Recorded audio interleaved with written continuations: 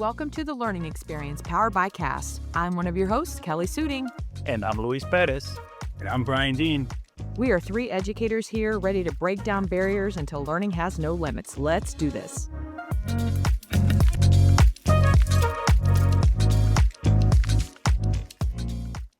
So, hey, everybody, it's Bryan Dean, and I'm back with another learning experience powered by CAST.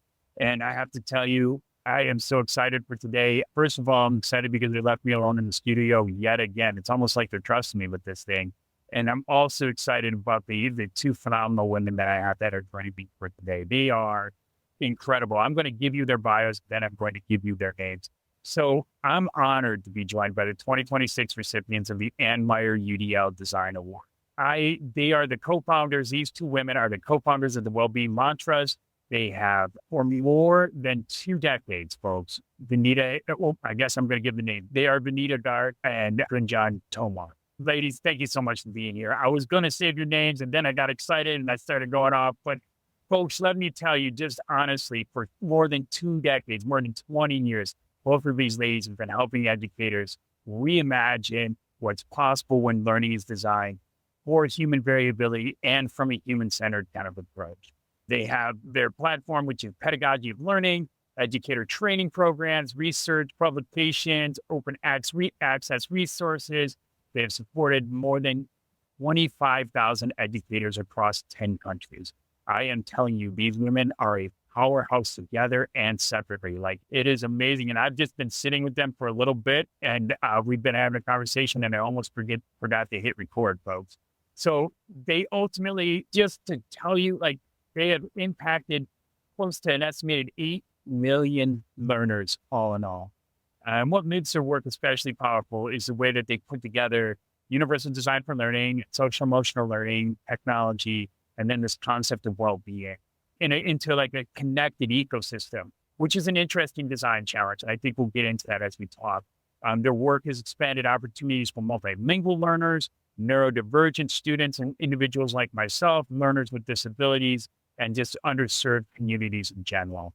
And beyond their global training efforts, both Vineeta and Gunjan are also authors and researchers and advocates. And they just keep demonstrating that inclusive design isn't simply about just removing barriers. It's really about creating conditions for belonging, agency, and success for every learner.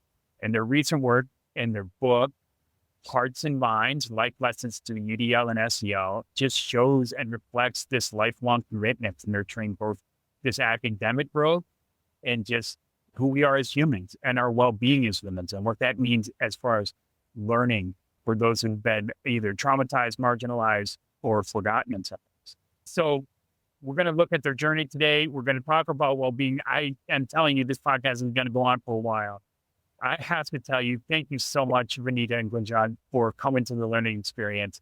I'm so glad you're here, and I'm so excited for us to dive into the conversation. How are you both today?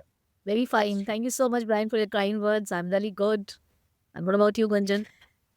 Yeah, thank you so much, Bryan. We are good, and thank you so much for such a brilliant intro that you have given for us. We are really honored. Although we are just the educators, and we feel that we are doing our job, and we are just trying to be honest and to the best of our abilities to help the community whichever way we can, because we in turn has gained a lot from the community, and it's our responsibility to give it back every bit and piece, or to whatever capability we can return it back to the community. So as per our ethos or our vision of Wellbeing Mantras, we are just doing what we can do for the community to the best of our abilities. Thank you so much for that kind and grand intro. We are really honored. Thank you.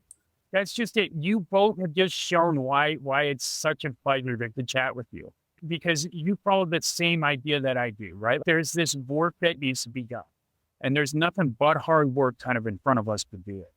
But we have a responsibility to try and make that community better for ourselves and for others, and for, not just students and learners, but also for the people that are trying to help those students and learners. And that belief, that beauty, and that vision of community, it's like inspiring, and it's awestruck, and it's just very humbling. because it also comes from a very humble place, the both of you. And that's that concept of service leadership. I just really, really love it. You are both leaders in this field because you serve this group. And that in and of itself is this beautiful kind of cyclical thing that I always get jazzed. I always get, just really excited when I meet people who are doing the work, not just their work, but like capital THC, the work to move us forward. And you are so deserving of this award in so many different ways. We'll talk about the award in a little bit, but I have to ask, so 20 years of trying to make this huge impact and succeeding in making the huge impact, I got to ask where it all started for each one of you. I have to know, like, what was the thing that made you go, you know what, we need to try and do better, or we need to really focus on well-being, or whatever it was. How did you get started on this journey? I started my journey as a preschool teacher, and then I got into IB teaching learning, where I was teaching students, and we, as a mainstream teacher, we were making plans for the classroom, as well as we were collaborating with the special educators and, tailoring the plans for the students. So I realized that, while, addressing the needs of these special needs learners, that gave an immense satisfaction to me in terms of, helping them out and making them a part of the class, and also differentiating work for various learners in my classroom. Then we came together in this journey. I and Vineeta came together through Microsoft. We both were Microsoft Innovative Educator experts. And then we got opportunity to do a technology project together. Our project got nominated as the, best project.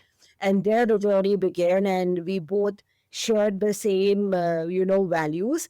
She was working with technology, I was working with technology, and we both were very, very passionate about, inclusion, making learning happen, and how we can, give it back, or how we can empower our school community. We both were, private school teachers, and we also understood that we, being privileged by teaching the private school, we owe a responsibility to the underprivileged students of NGOs. So, and how our students also can imbibe those habits or imbibe those values, and, as a part of community service, they also do something or the other to give back to the community. So we initiated various drives, various programs, various events, various initiatives which could bridge or make learning go together for the privileged as well as underprivileged students, and also supporting each other as a community, because we understand that we are two educators,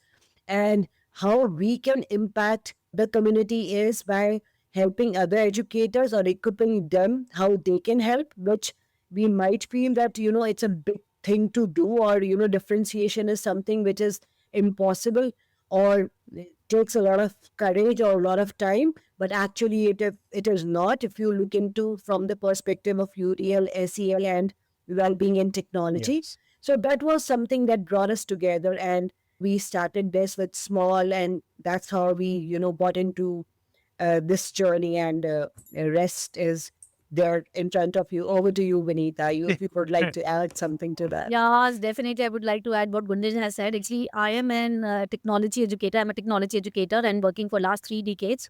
And passionate about SDG goals. I was always looking for, achieving SDGs by 2030, whatever is the aim of, achieving.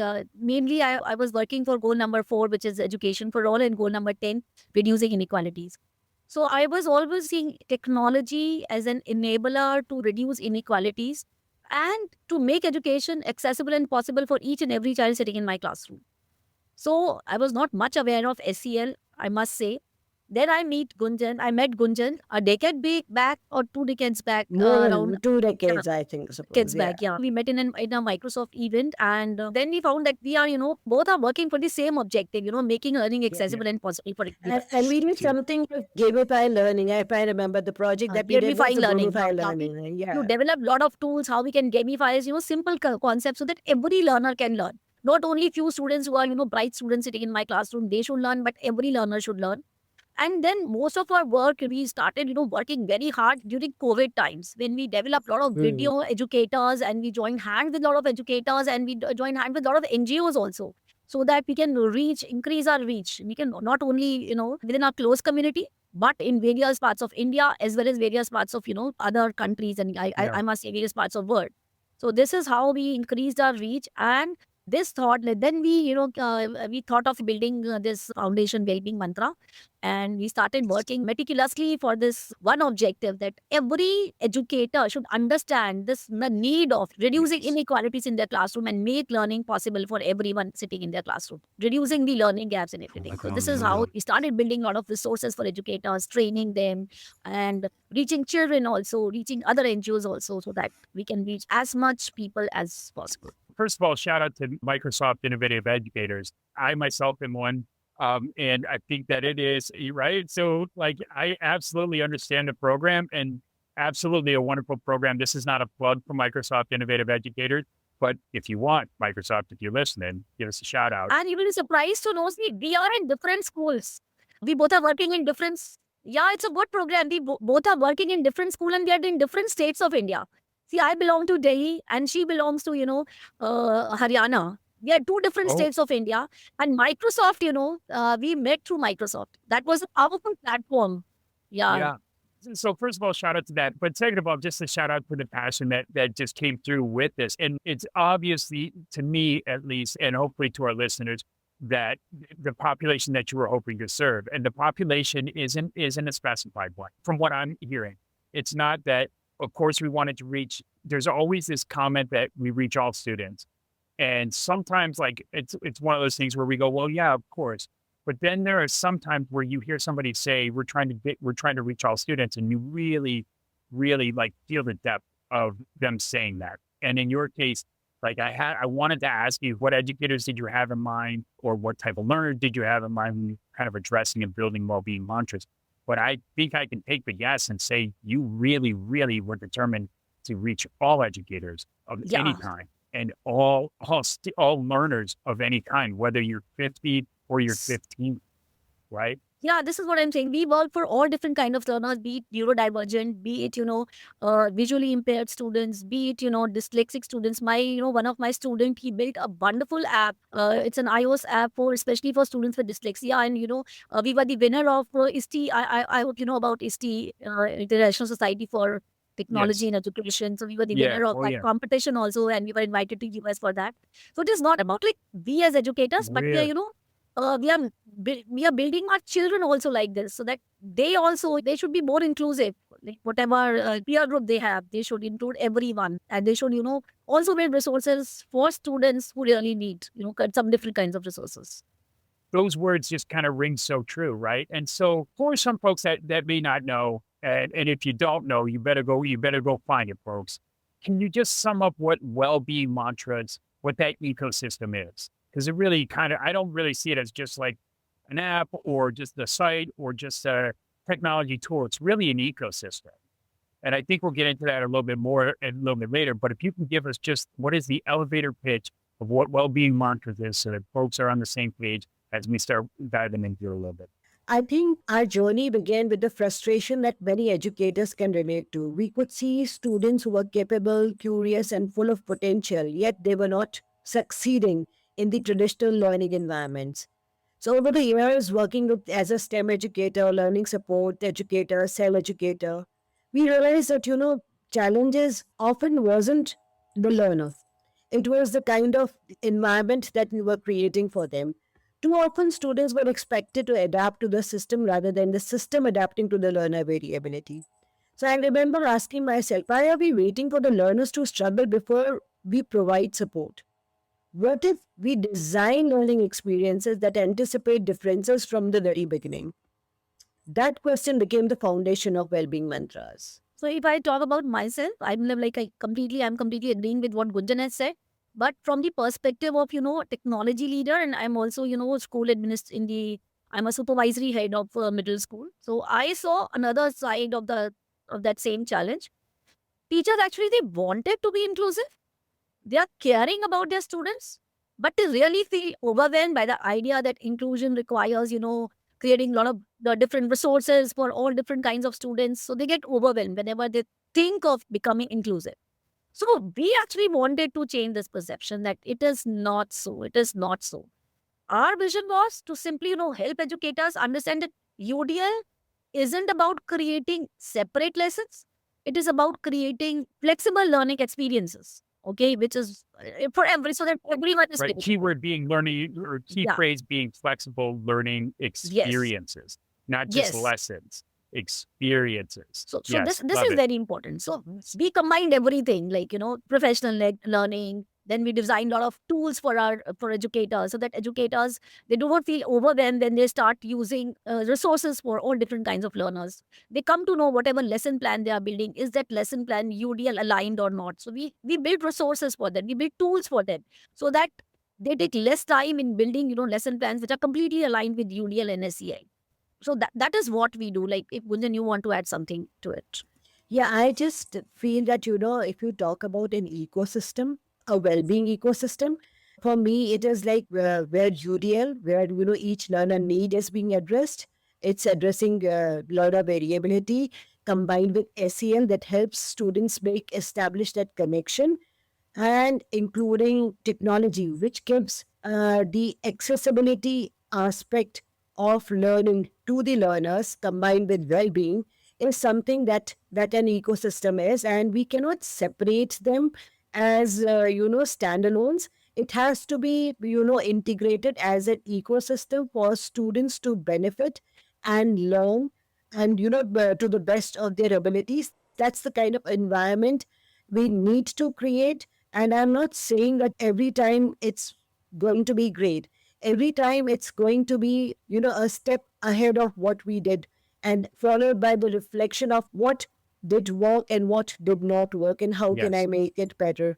So it's not something like, a kind of machine where machine is generating kind of samples which are all alike and which are all flawless. It's like customized to each classroom and each student's needs and each teacher's needs, where I am in my understanding as a facilitator or as an educator, and where do I need to go. So my journey might be very different from Vineeta's or your journey, but my Right. journey is my journey, and each time I am evolving in my journey. So building on what Vineeta shared, at its heart, our mission has always been simple: helping educators move from asking, how do I teach this lesson, to how do I design this lesson so every learner can access, engage with, and express understanding of it.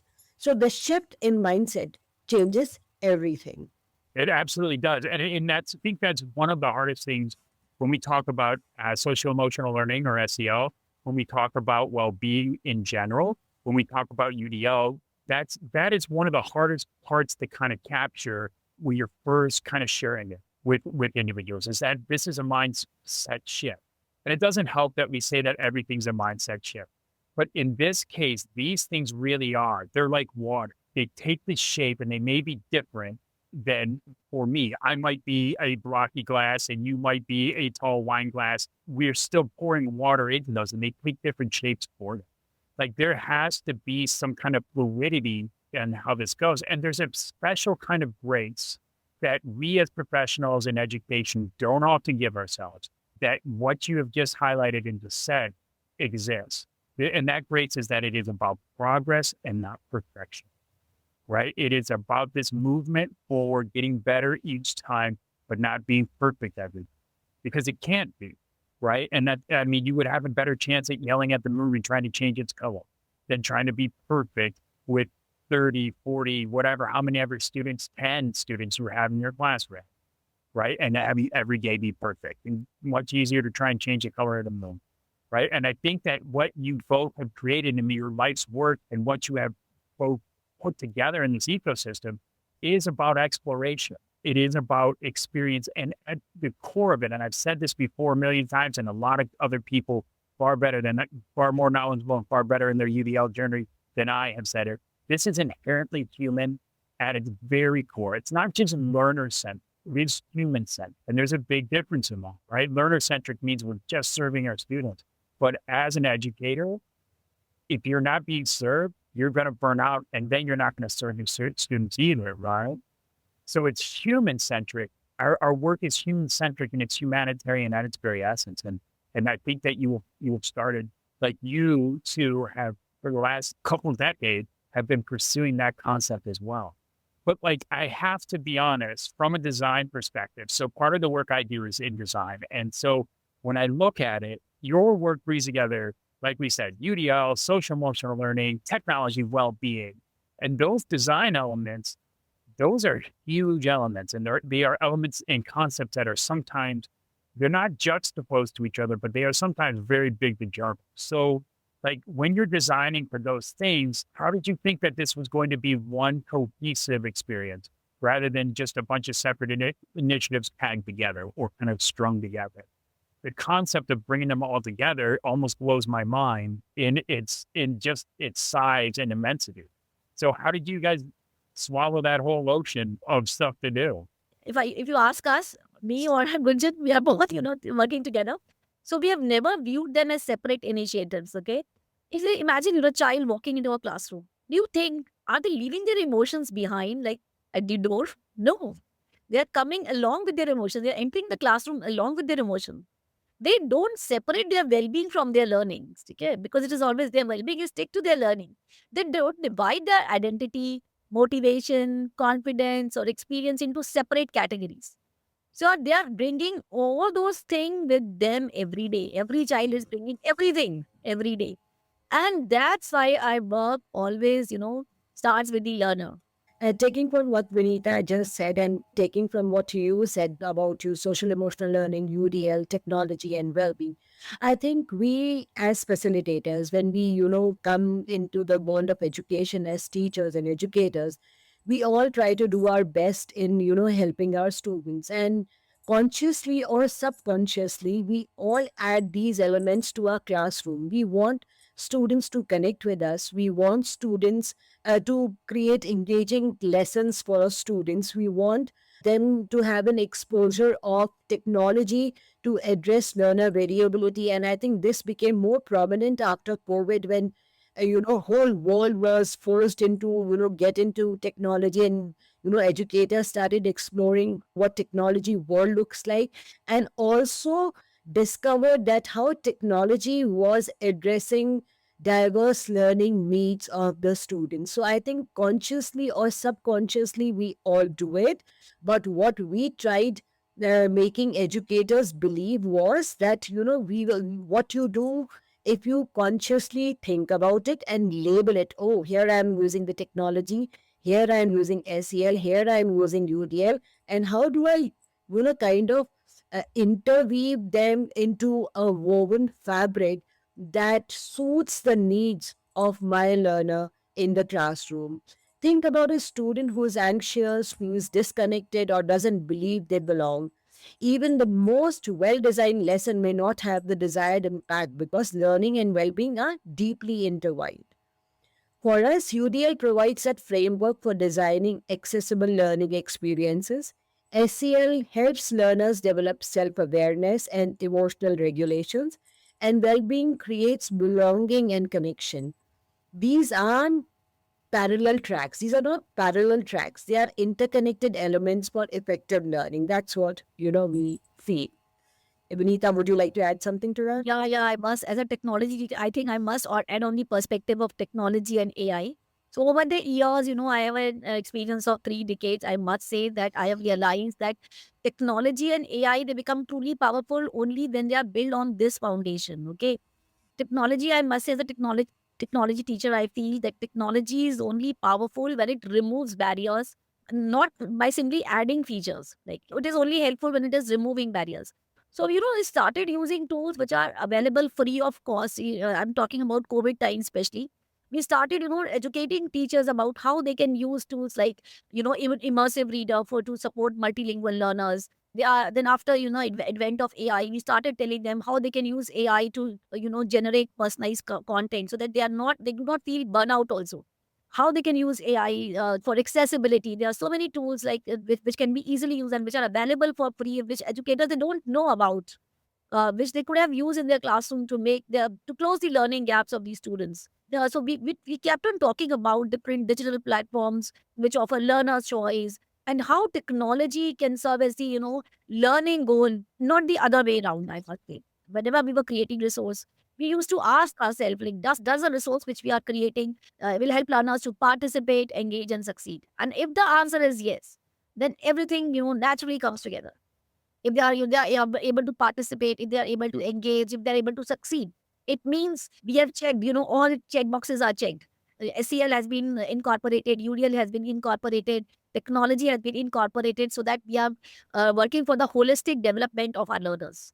Not we are simply using them as a tool, but for the holistic development of our learners.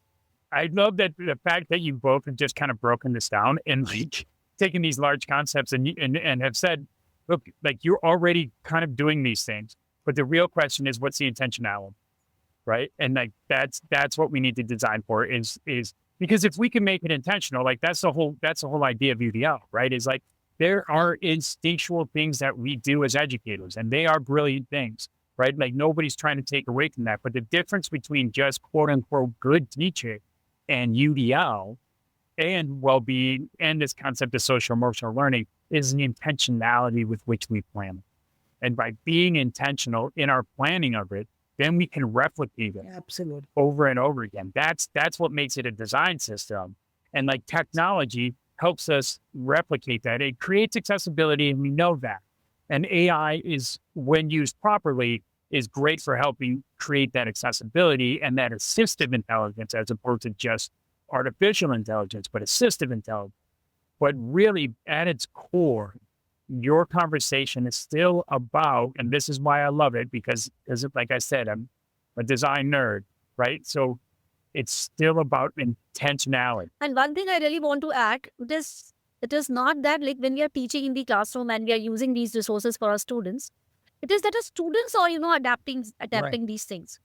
They are also building resources to help their peers, to grow. They are not growing alone, but they are making their peers also to grow along with them. So I really love this feeling. See, Vineeta, that's you kind of blowing my mind, and I'm really loving the fact that you are, because like I feel like I have found such like-minded people in both of you, and I'm really, really quite honored about that. But this concept of like, while you're doing those as a student, it's not just longitudinal success. It is also the depth of the success, right? So not only does it go over a course of time that you become like a more experienced learner and you learn, like you're able to take in information, attach it to your intellectual framework and scheme of learning and blah, blah, blah. But you're also growing in depth of the tools that you can use, the trust you have for yourself in finding those tools. And that, in its essence, is agency and finding your agency. And so you're growing, it's not growing like just in length and depth, it's growing like a cloud, right? Like it's just all encompassing. And what you have done on your site and through your work is that you have captured that concept, that this is this all encompassing thing that creates agency. And ultimately, agency is what is going to drive every person, right? To feel like I matter. Yeah, students actually imitate what their teacher is also doing. So when I am doing or Gunjan is doing, when we are doing for our students are imitating this. And they're also trying to do this the same for the society. They are coming up with wonderful solutions to help this world, overcome or unpack the global problems or local problems which are surrounding them. What I wanted to say was that it's so cyclical. Like but it keeps growing like from an outer ring every time, right? So like everything does really kind of start with us, like our own focus on ourselves, right? I was having a conversation with another UDL award winner, Paul, and we talked about the same idea. Like when we approach this idea of well-being and social emotional learning and UDL, when we approach that, the first question, especially around UDL, is how does it benefit me as an educator, right? Which is okay. Like we're real afraid of that and saying that because we work in an industry of service, right? Where we serve others, but it is okay for us to say, how does UDL help me? Because once we understand how it helps me, then we can start to understand how it helps others. And as we start to help and understand how it helps others, now we can understand how it helps groups of others. And then from groups of others, cultures of others, and then even larger. And so what you have brought together does just that. It says, this is a benefit for me, either as a learner, as a facilitator, as an educator, as a whatever professional leader, whatever it is. This is how it helps me. This is how it helps those that I serve. This is how those that it serves and me can help bigger groups and spread awareness. It is the perfect model. I really love it. I know we're coming up on our time, so I just have two more questions that I feel I must ask, and then we'll be able to wrap ourselves up. So here's the question. After reaching more than 25,000 educators, which is still massive in my mind, and millions of students, which is, again, hard for me to swallow, like it's just so big.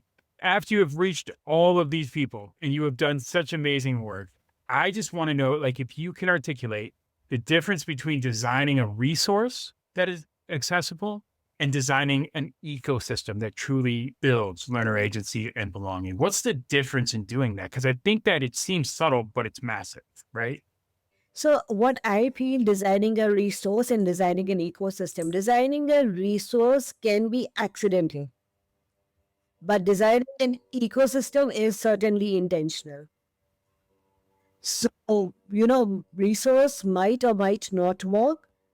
Sometimes it might work and sometimes it might not work, depending on, the learner variability. And when I say learner variability, I don't necessarily include students, I include educators also, because, the research that works for me as an educator might not work for you or Vineeta as an educator, because we have your own kind of thinking, our own kind of, way of teaching, learning. So that's what it is. I feel that, resource is something which we create to help, but intentionally creating a resource to help and address learner variability is by incorporating various components like, UDL, SEL, well-being, technology, and intentionally designing an ecosystem for educators as well as students is what, I would consider as an ecosystem. Yeah, so if you ask me, so if I add on to what Gunjan has said, I think we have built this well-being mantra as an ecosystem intentionally rather than it is just a collection of resources. It's a complete web portal where you will find a lot of, courses, podcasts, then there are professional learning programs also. We intentionally design few UDL tools also again so that it becomes less overwhelming for educators who are very new to, UDL or SEL concepts, then some AI supported resources. It's a global community to which we are connected so that we can provide them a complete support so that educators, they can easily adopt UDL and SEL. So because otherwise they feel like, how can we create multiple resources? How can we, according to each and every child who's sitting, because every child is different. Because according to UDL, we say every child is sitting in my classroom is different. It is a complete ecosystem. Wellbeing Mantra is a complete ecosystem. And one of the, I must say one of the resource that is very close to our heart, that is, again, you have also talked about it, is our book, Hearts and Minds, Life Lesson Through UDL and SEL. It's a beautiful book with lovely examples of classrooms and how you can solve simple problems which you face in the classroom with your students or with your peer educators. So I think everyone, through this platform, I would like to promote this book. I don't know, everyone should read, and it is available on Amazon also at a very affordably price, because we believe that educators, they should have access to all practical strategies that could empower them to make their classrooms more inclusive. We also, if I talk about Wellbeing Mantras work, we authored so many research papers and articles also, which were, completely aligned with UDL, that can help us, build trust, and that can encourage educators also to adopt inclusive practices. So it is not just a collection of resources. I think it is a complete ecosystem. We are building, conditions for inclusion, because I believe that belonging isn't created by a single lesson. It is built through, consistently practicing inclusive practices over time. So it is not just one thing. It's a collection. Also, I feel that, whatever we had written in our book, Hearts and Minds, these were all the practices that we had practiced, or we, got those inputs from. Those were the real classroom examples that we experienced, or, we got stories from the educators that we trained, or how this thing has happened. So it's a kind of journey. We have seen this repeatedly in classrooms. By using these practices, students who were previously quiet, they became contributors. So we have consistently seen that success. And when I say success, it doesn't mean, leaps and bounds of success. Even if I am able to make difference in one student's life one time, I consider that as success. Even if, one student did not contribute and he contributed today, that's a success for me. And students who struggle with traditional assessment system, they began demonstrating understanding when we, gave them alternative pathways. Students who were disengaged became active participants because finally they see themselves being a part of the community. And, study buddy programs and, collaborative projects, they help build a sense of community in them, where, you kind of group multilingual learners with other, English speaking learners to help them understand, what the task is all about. The neurodivergent learner with other learners, where they felt the responsibility. And what better learning than peer learning, because they are their peers, they understand, they have the same cognitive ability. The teacher cannot be available everywhere, but if you create an ecosystem in the classroom where you have learners helping each other and they feel, responsible for each other's learning, what better system can that be? So empathy by design or empathy with design. And then this concept that if we change our understanding of learning, like our preconceived notion of learning from just being facts and figures to encompass everything, how everybody can contribute, how we learn life lessons, how we learn community lessons, all those things, all of a sudden everybody has value and contributes in some way. So that student who is reticent about sharing their answer because they may not understand the facts and figures of it can share in another way and feel as though they contribute to the community, because whether they want to or not, they do contribute to the community. And so if we do it with intention and they do it with intention, the outcome is usually more positive, right? And so I think that is, in its essence, that is the beauty of what not only is in the book, but also what is on the site and what is in the whole kind of concept of what you're developing. I love on your site, I love the roadmap that you have put up of like your journey. And I will tell you, I started reading your book, right? So I started reading Hearts and Minds. Folks, go out and get it if you can. What I love about it and the way that it's set up as a story, each chapter. And each chapter shares an insight. So it's very, very human. It's very, very human centered. And it's a very nice read. It's super quick read, but it's an impactful read. It's really like you walk away feeling like you had just had a big old hug, right? And you're also learning something. And I love that about.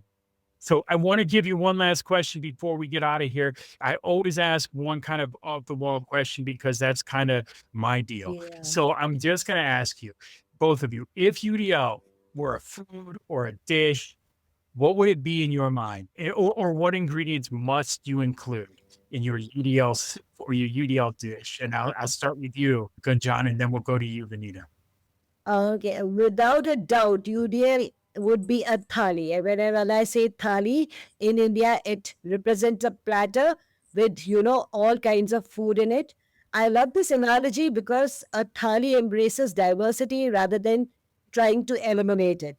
It doesn't assume everyone has the same preferences and same appetite, and even the same favorite dish. Instead, it offers variety, choice, balance, and flexibility. So we have jotted down few ingredients also which should be present in our platter. The first of all, like I completely agree with Gunjan, what Gunjan has said, because that's what exactly UDL also does. And because it provides different options so that everyone feels nourished. A lot of different options for everyone. UDL is about providing different options for every type of learner, so that everyone feels nourished. And Gunjan, can you start with the first ingredient? Please listen to our ingredients. Our first ingredient would be empathy, and that's what we have been focusing on. And we have been a very strong supporter of design thinking because that begins with empathy, and that gives you a very clear picture of how your efforts are being transformed. Are they being translated into the right direction? If not, then there is where the iteration comes into the process and how we improve on the design to make it desirable for the community that we are working towards. So the first ingredient would be empathy, because inclusion starts when we genuinely seek and understand learners and their experiences. What would be the second ingredient? Over to you, Second Vineeta. would be, I must say, accessibility. So that barriers they are removed before they become obstacle for students, And you would also include flexibility and choice, because as Gen Z grows, when learners, they have options, okay? And we would definitely add curiosity, because engagement thrives when learners are interested and invested. And we would add student voice, because learning becomes more meaningful when learners help shape it. Absolutely. Sprinkle with curiosity. This is beautiful. This needs to go up on the slide. Like, this is a beautiful metaphor right here. Ladies, it has been my absolute pleasure in talking with you and listening to you and learning from you today. Folks, if you haven't, please check out their site. You will find it at wellbeingmantra.wixsite.com. It is amazing. It is full of not only who both Vineeta and Gunjan are, but about just SEL, teaching resources, UDL, all sorts of wonderful things. Also, check out their book. Like I said, I have started reading it. You can get it on Kindle. It is wonderfully set up to be just very human. It's called Hearts and Minds, Life Lessons Through UDL and SEL. Ladies, is there anything else? I'm sure you have millions of other things that are going on, but is there anything else that you want to plug? Those two resources, I think, are brilliant and exciting for people to get into. If you want to get back to your feeling of like, this is why I teach, this is why I'm an educator, this is why I'm a facilitator, your website and that book will definitely do it. But is there anything else? We are coming up with a new venture of STEM and SDGs, how STEM is going to address SDGs. So we look forward to engage with you and other community members and make it more bigger and more collective for the world to be a better place to live for all of us. That's amazing too. Do you both sleep at all, or do you just you just keep going? Or do you have 36 hours in your day and everybody else only has 24? Yes, Yeah. I think that's what keeps us going, because, it's like we feel so much for our students and for the educators that, we intentionally do this work to keep us motivated for our general work that we do in our day-to-day life.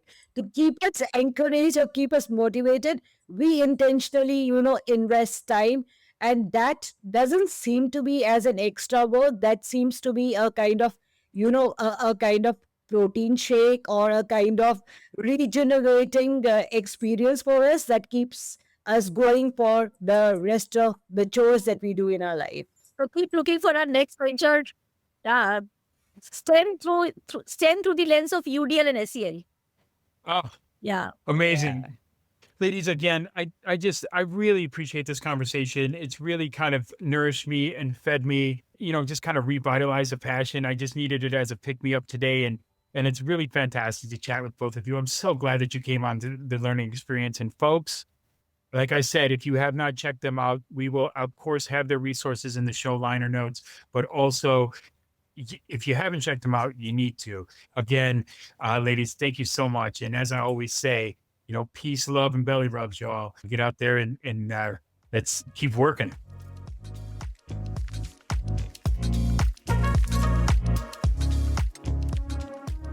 Thanks for joining us for another episode of the Learning Experience Podcast. We are so glad you're a part of this conversation.